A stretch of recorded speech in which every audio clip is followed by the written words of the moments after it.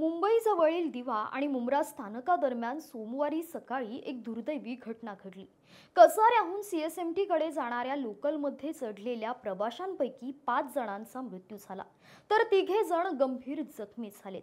सकाळी साधारण 9:20 सुमारास ही घटना घडली। लोकलमध्ये प्रचंड गर्दी होती। काही प्रवासी दरवाजाला लटकून प्रवास करत होते। त्याच वेळी विरुद्ध दिशेने भरधाव वेगात येणाऱ्या दुसऱ्या लोकलची त्यांना धडक बसली। धक्का इतका जबरदस्त होता की 8 जण खाली फेकले गेले। या घटनेने एक प्रश्न पुन्हा समोर आलाय, तो म्हणजे प्रवाशांच्या सुरक्षिततेचं काय?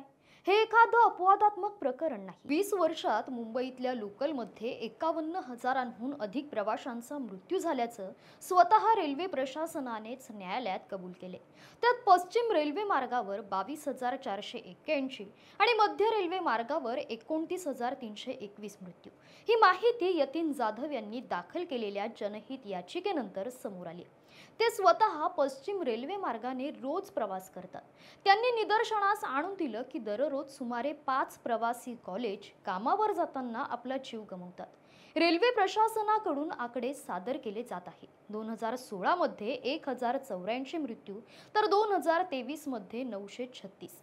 मध्य रेल्वेने ही आकडे दिलेत। 2009 मध्ये 1782 मृत्यू, तर 2023 मध्ये हे प्रमाण 1221 वर आले। मात्र आकडे थोडेसे कमी झाले म्हणून परिस्थिती सुधारली असं म्हणता येईल का?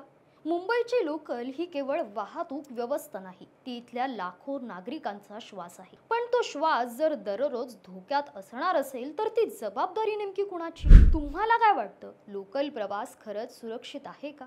याबाबत तुमचं मत आम्हाला कमेंट करून नक्की कळवा। धन्यवाद।